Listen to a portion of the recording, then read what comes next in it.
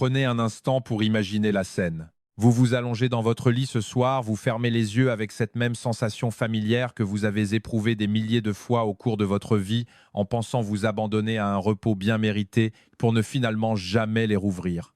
Aucun combat, aucune douleur dont vous vous souviendrez, simplement un silence total et définitif.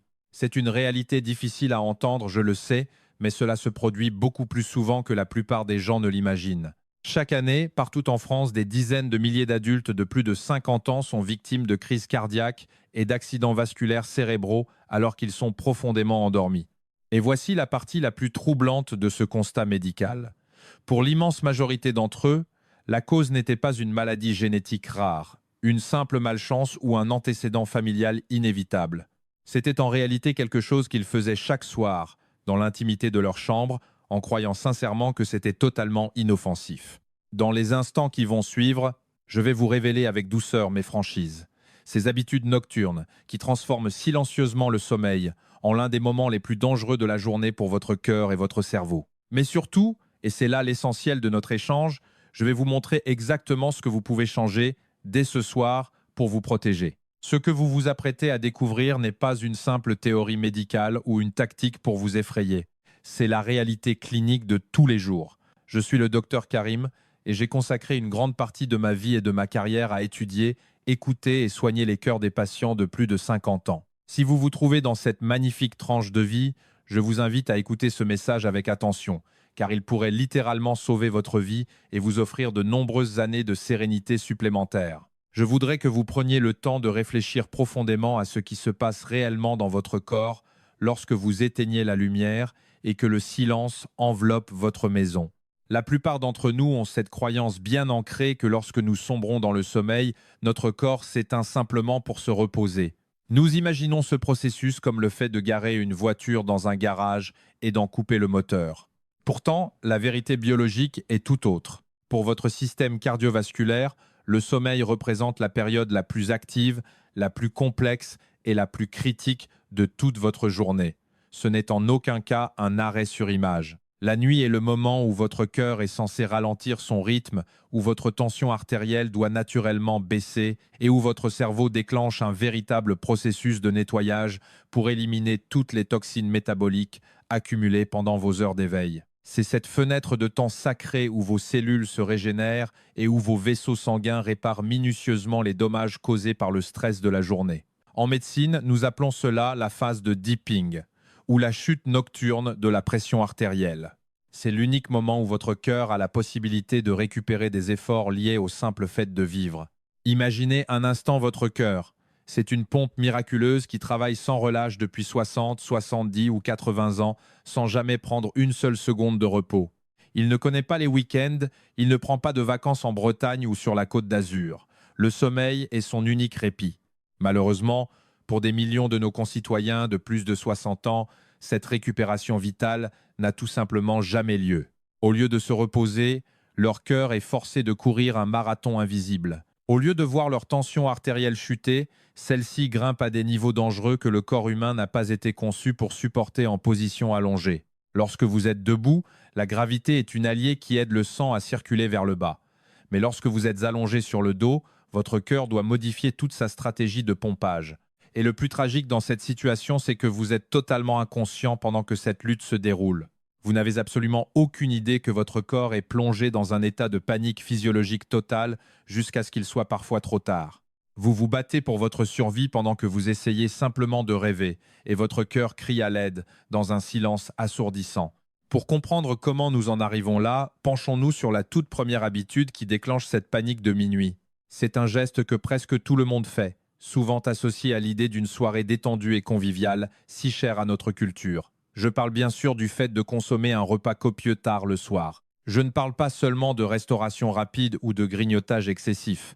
Même un dîner traditionnel et fait maison, comme un bon plat en sauce, un gratin de pommes de terre accompagné de pain et d'un peu de fromage, consommé vers 20 ou 20 et 1, peut se transformer en une véritable épreuve pour le système cardiovasculaire d'une personne de plus de 50 ans. Vous pourriez penser que vous ne faites que nourrir votre corps après une longue journée, mais en réalité, vous sabotez complètement votre horloge biologique interne. La science derrière ce phénomène est pourtant simple à visualiser et je vous invite à créer cette image dans votre esprit. Votre corps contient un volume limité de sang, généralement autour de 5 litres au total. Lorsque vous savourez un repas généreux, votre système digestif devient immédiatement la priorité absolue pour les ressources de votre organisme. Votre estomac et vos intestins exigent un afflux sanguin massif pour amorcer le processus complexe de décomposition des aliments, de brassage et d'absorption des nutriments. Ce travail d'orfèvre nécessite une quantité phénoménale d'énergie. Or, lorsque vous vous allongez pour dormir peu de temps après, votre cœur tente désespérément d'entrer dans son mode d'économie d'énergie. En mangeant tard, vous forcez votre cœur à participer à une véritable guerre de la circulation sanguine. D'un côté, votre estomac tire le sang vers lui pour gérer la digestion en cours, et de l'autre, votre cœur lutte avec acharnement pour maintenir un flux sanguin suffisant vers le haut, en direction de votre cerveau et de vos autres organes vitaux. C'est comme essayer de courir un sprint intense tout en essayant de faire une sieste réparatrice. Physiologiquement, c'est intenable.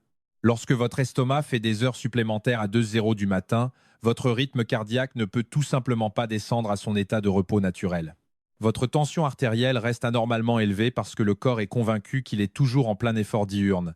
C'est ce que nous appelons les profils non dippers. Si votre tension artérielle ne baisse pas pendant la nuit, votre risque de subir un accident vasculaire cérébral au petit matin augmente de plus de 400%. C'est le facteur prédictif le plus puissant d'un événement cardiovasculaire chez les seniors, un chiffre qui mérite qu'on s'y attarde. Pour illustrer ce propos, j'aimerais partager avec vous l'histoire de l'un de mes patients, un homme de 68 ans que nous appellerons Bernard, que je recevais dans mon cabinet à Bordeaux. Bernard était ce qu'on appelle un bon vivant, globalement en bonne santé. Il ne fumait pas et prenait grand plaisir à promener son chien chaque jour sur les quais.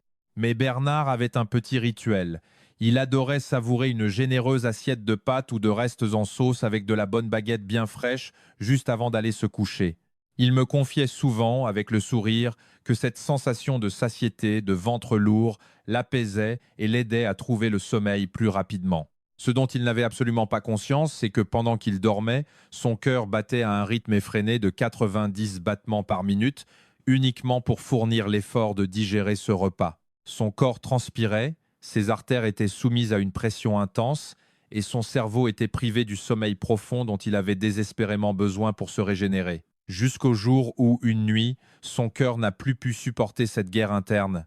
Bernard s'est réveillé en sursaut au milieu de la nuit, trempé de sueur, avec cette sensation terrifiante et caractéristique d'avoir un poids énorme écrasant sa poitrine. Il a eu une chance inouïe. Son épouse, alertée par sa respiration haletante, a immédiatement réagi et il est arrivé aux urgences à temps. Mais la réalité médicale est cruelle. Beaucoup de gens n'ont pas cette chance. Ils vivent seuls, ou leurs conjoints ont le sommeil très lourd et ils s'éteignent dans ce silence nocturne. Si vous souhaitez protéger ce muscle précieux qui bat dans votre poitrine dès ce soir, votre dernière vraie bouchée de nourriture doit être avalée au moins 3 à 4 heures avant que votre tête ne touche l'oreiller. Vous devez formellement donner à votre cœur la permission de se reposer. Et il lui est physiologiquement impossible de le faire s'il est réduit à l'état de serviteur de votre estomac et de vos envies nocturnes. De plus, au-delà de l'effort mécanique, manger tard le soir déclenche une véritable cascade hormonale inappropriée. Cela provoque un pic d'insuline dans votre sang. Et lorsque l'insuline est élevée, votre corps devient incapable de sécréter les hormones de croissance nécessaires à la réparation des tissus cellulaires. Ainsi, non seulement votre cœur travaille beaucoup trop dur, mais il perd en plus sa capacité naturelle à réparer l'usure quotidienne de ses propres valvules et de vos vaisseaux sanguins.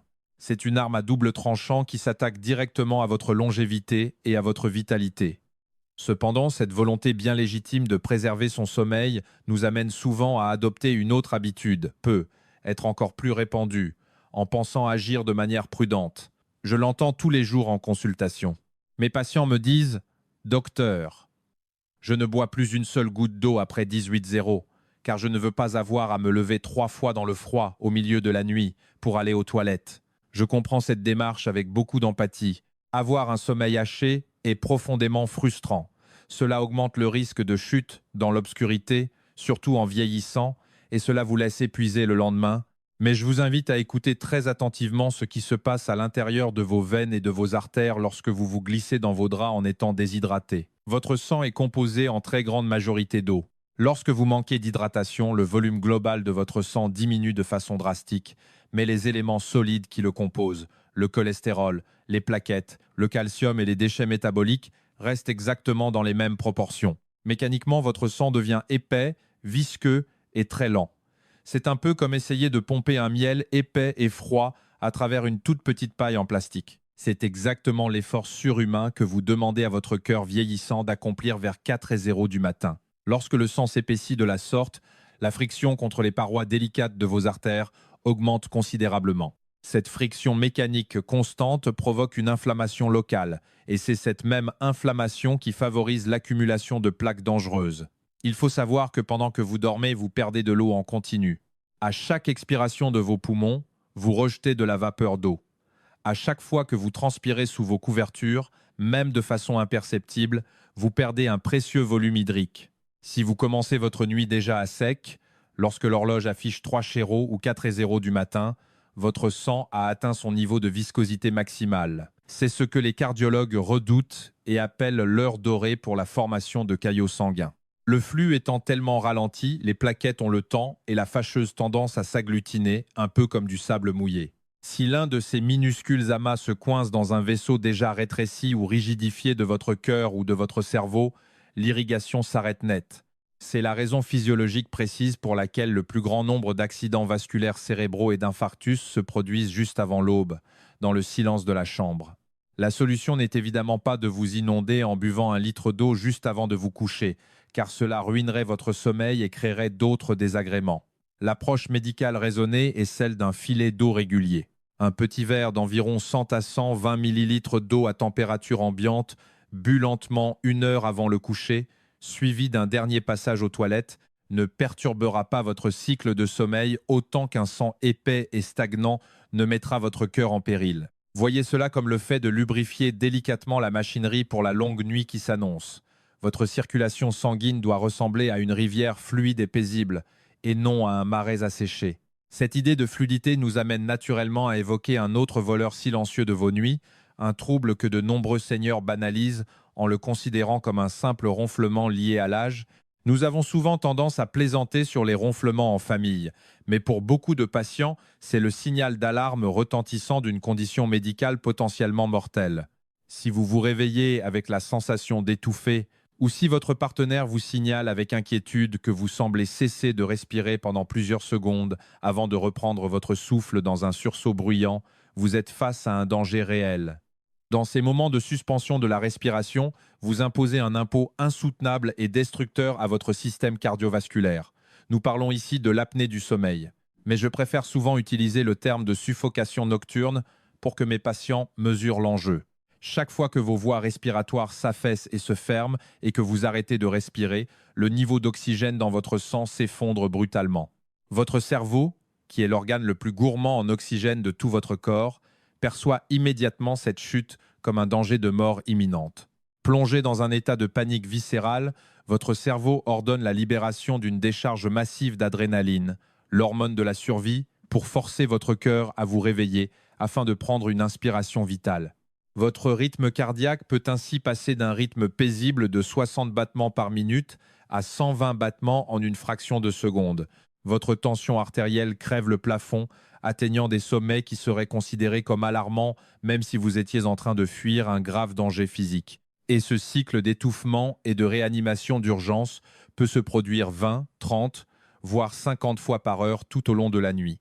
Imaginez simplement que quelqu'un entre dans votre chambre toutes les 2 minutes pendant que vous essayez de vous reposer et fasse éclater un ballon de baudruche violemment près de votre oreille. C'est le niveau d'agression que votre cœur subit en silence.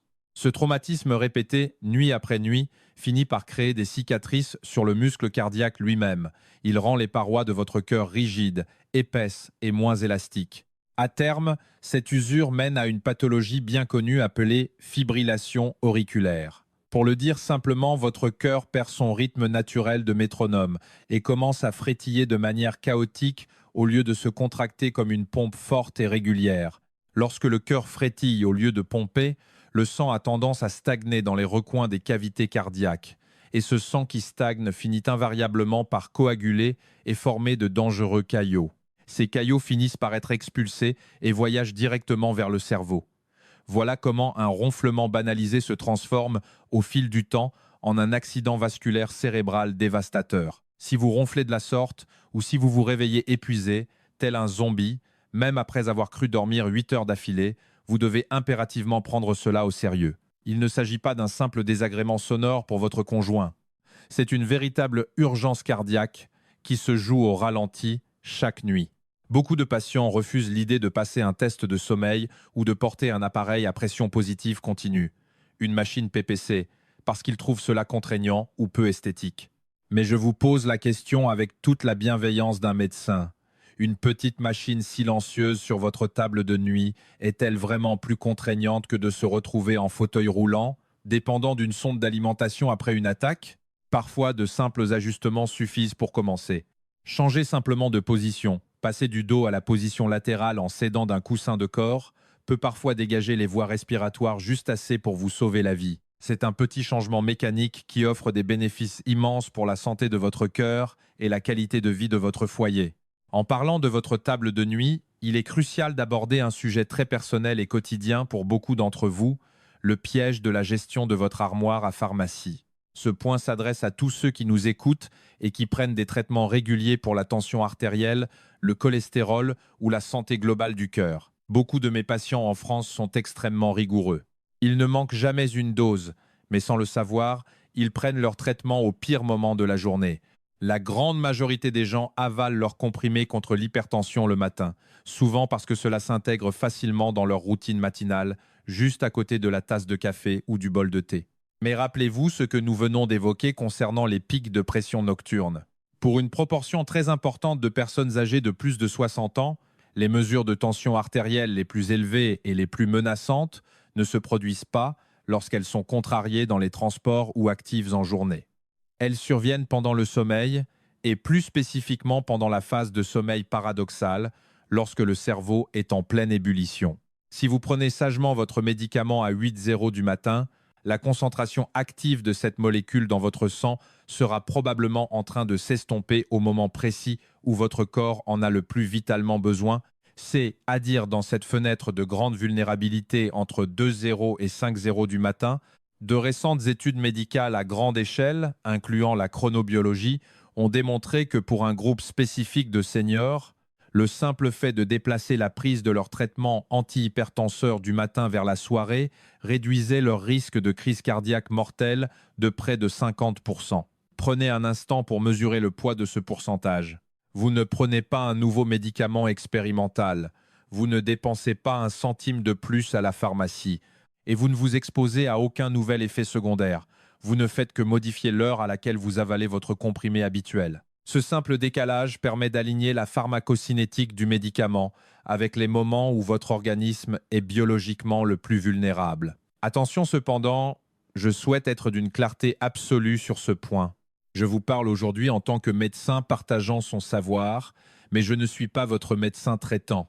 Chaque corps humain est une partition unique. Vous ne devez sous aucun prétexte modifier l'horaire de vos traitements sans avoir préalablement consulté le médecin qui vous suit. Par exemple, certains médicaments, comme les diurétiques, doivent impérativement être pris le matin pour vous éviter de passer la nuit aux toilettes. Mais je vous encourage vivement à avoir cette conversation. Appelez le secrétariat de votre médecin dès demain et posez-lui cette question simple. Docteur, compte tenu de mes derniers relevés de tension et de la qualité de mes nuits, serait-il plus protecteur pour moi de prendre mon traitement le soir ? Cette simple question pourrait bien être la décision médicale la plus importante de votre décennie. Enfin, pour clore notre réflexion sur vos habitudes nocturnes, il nous faut parler de l'environnement physique dans lequel vous dormez. C'est ce que j'appelle le piège de la température. Beaucoup d'entre nous, et ce besoin de réconfort s'accentue avec l'âge, aiment l'idée d'une chambre bien chaude et douillette. Surtout en hiver, il est tentant de monter le chauffage autour de 24 degrés Celsius, de revêtir un pyjama en flanelle bien épais et de s'ensevelir sous une lourde couette ou plusieurs couvertures. C'est une habitude culturelle très forte, mais je me dois de vous informer que votre cœur déteste profondément la chaleur excessive lorsqu'il essaie de dormir.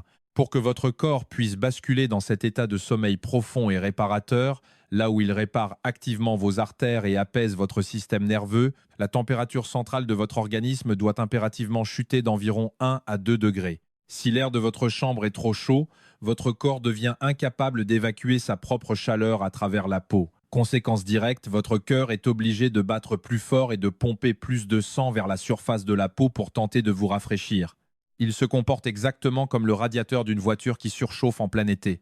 Sans vous en rendre compte, vous placez votre cœur sur un tapis de course pendant 8 heures d'affilée, alors que vous étiez persuadé de le laisser se reposer. Médicalement parlant, la température idéale pour préserver votre santé cardiovasculaire pendant la nuit se situe entre 10 à 8 degrés Celsius et 20 degrés Celsius. Je sais que cela peut paraître un peu frais pour les plus frileux d'entre vous, mais c'est la véritable zone de confort de la biologie humaine. Cette fraîcheur relative permet à vos vaisseaux sanguins de se détendre, à votre système nerveux autonome de passer du mode alerte au mode repos et à votre rythme cardiaque d'atteindre son point le plus bas et le plus sain de la journée. A l'inverse, dormir dans une pièce glaciale est également dangereux, car le froid intense oblige vos vaisseaux à se contracter brutalement pour conserver la chaleur, ce qui fait inévitablement grimper votre tension. Tout est une question d'équilibre subtil. Si vous souffrez vraiment du froid, la meilleure approche consiste à utiliser une bouillotte ou une couverture chaude placée spécifiquement au niveau de vos pieds pour réchauffer vos extrémités, tout en maintenant l'air que vous respirez dans la pièce frais et renouvelé. Votre cœur vous remerciera de cette attention en battant de manière beaucoup plus lente, fluide et régulière jusqu'au lever du jour. Sachez d'ailleurs que cette baisse de température corporelle est également essentielle pour stimuler la production naturelle de mélatonine, qui n'est pas seulement l'hormone du sommeil, mais aussi un antioxydant extrêmement puissant qui protège la structure même de votre muscle cardiaque. Maintenant, comment pouvons-nous assembler toutes ces informations médicales pour créer une nouvelle habitude que vous pourrez appliquer facilement dès ce soir? Mon but n'est pas que vous écoutiez ce message en ressentant de l'inquiétude ou un sentiment d'impuissance. Bien au contraire, je veux que vous vous sentiez investi d'un nouveau pouvoir. Vous êtes l'acteur principal de votre santé. Je souhaite vous offrir une routine du soir simple et protectrice, un plan d'action étape par étape, particulièrement pensé pour ceux qui traversent la soixantaine et au-delà, et qui agira comme un véritable bouclier pour votre cœur pendant que vous rêvez. Premièrement, fixez l'heure de fermeture de votre cuisine à 19h ou au grand maximum 3 heures avant votre heure de coucher. C'est une frontière temporelle vitale. Fini les collations lourdes devant la télévision. Fini les petites excursions nocturnes vers le réfrigérateur pour un morceau de fromage ou un reste de viande. Accordez à votre système digestif une bonne avance pour que votre cœur n'ait pas à mener une bataille de flux sanguin au milieu de la nuit. Si la faim vous tenaille vraiment et vous empêche de trouver le sommeil, un petit fruit ou quelques amandes feront l'affaire, mais gardez cela très léger et facile à assimiler. Deuxièmement, adoptez le réflexe de garder un petit verre d'eau à température ambiante sur votre table de chevet. Buvez-en quelques petites gorgées, l'équivalent de 100 ml environ, 1 heure avant de vous allonger. Cela suffira à garder votre sang fluide sans surcharger votre vessie. Ne l'engloutissez pas, sirotez-le simplement avec calme. Troisièmement, vérifiez le réglage de vos radiateurs. Si votre thermostat affiche plus de 22 degrés Celsius dans la chambre, baissez-le doucement pour atteindre 10 à 8 degrés Celsius ou 10 à 9 degrés Celsius. Si le froid vous effraie, enfilez une paire de chaussettes douces. Maintenir vos pieds bien au chaud aide étonnamment le reste de votre corps à s'autoréguler et à se rafraîchir, tout en conservant un air ambiant vivifiant. Et quatrièmement, voici un conseil salvateur que l'on donne trop rarement, lié au phénomène d'hypotension orthostatique, et qui concerne la manière dont vous terminez votre nuit. Je vous invite à pratiquer ce que j'appelle le lever en douceur. Lorsque vous vous réveillez le matin, ne bondissez jamais hors de votre lit dès que vous ouvrez les yeux. Même si vous pensez être en retard ou si une urgence semble vous appeler, souvenez-vous que votre corps est resté dans une position horizontale, à basse pression, pendant de longues heures. Votre sang est accumulé dans votre torse. Si vous vous levez brusquement, la gravité tire soudainement le sang vers le bas, et votre cœur doit alors se mettre à hurler, battant violemment pour combattre cette gravité et propulser le sang en urgence vers votre cerveau. Cette violente secousse matinale est le moment exact où se produit un pourcentage effrayant d'accidents cardiovasculaires. Au lieu de cela, prenez le temps. Asseyez-vous sur le bord de votre lit pendant 1 ou 2 minutes complètes. Faites tourner doucement vos chevilles étirez vos bras, prenez plusieurs longues et profondes respirations pour réveiller vos poumons et laissez à votre tension artérielle le temps de se stabiliser. Laissez la merveilleuse plomberie de votre corps s'adapter à la verticalité. Offrez à votre cœur la chance de se réveiller doucement, en même temps que vous. C'est un geste d'une simplicité enfantine, mais qui trace la ligne entre un réveil en toute sécurité et un pic de tension extrêmement dangereux. Au fil de mes décennies de pratique de la médecine, j'ai accompagné des milliers de patients. J'ai croisé le regard de ceux qui ont ignoré ces petits signaux subtils, persuadés qu'ils allaient très bien, jusqu'à ce que la réalité les rattrape brutalement aux urgences. Et j'ai aussi eu le privilège d'accompagner ceux qui ont écouté ces mots avec leur cœur, qui ont modifié leurs habitudes et qui ont radicalement changé la trajectoire de leur santé. La grande différence ne réside que très rarement dans une intervention chirurgicale hors de prix ou dans une pilule miracle vendue à la télévision. La vraie différence, elle se trouve dans ces petits choix calmes, silencieux et quotidiens que vous faites dans l'intimité de votre maison à la tombée de la nuit. Votre cœur bat fidèlement pour vous à chaque seconde depuis le jour de votre naissance. Il n'a jamais pris un seul jour de congé. Il n'a jamais réclamé de récompense.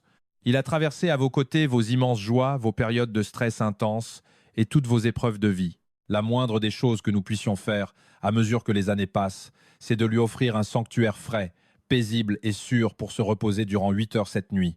Avant que nous ne nous quittions et que vous ne repreniez le cours de votre soirée, j'aurai 3 petites requêtes bienveillantes à vous adresser.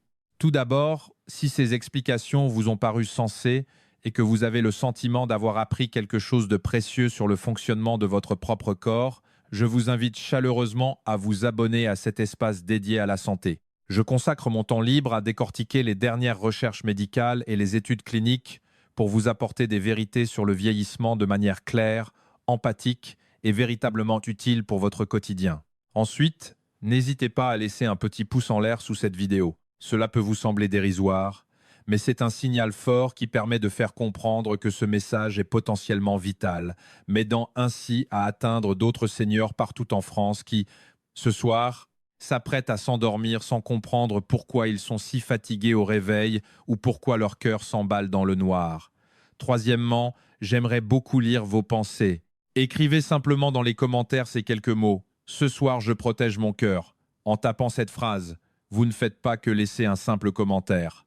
Vous prenez un engagement solennel envers vous-même. Vous décidez, ici et maintenant, que votre santé, votre vitalité et vos années à venir ont infiniment plus de valeur qu'un encas tardif ou qu'une chambre surchauffée. C'est une belle promesse, une promesse publique de prendre soin de ce compagnon de route irremplaçable qu'est votre cœur. Et pour finir, si vous avez la chance d'avoir un ami proche, un conjoint, un frère ou une sœur qui a franchi le cap des 60 ans, je vous en prie, partagez ce message avec eux. Nous avançons tous ensemble sur ce chemin de la vie. Vous ne le saurez peu, être jamais, mais votre simple geste pourrait être la raison pour laquelle une personne qui vous est chère se réveillera en pleine forme pour admirer le lever du soleil demain matin. Je suis le docteur Karim.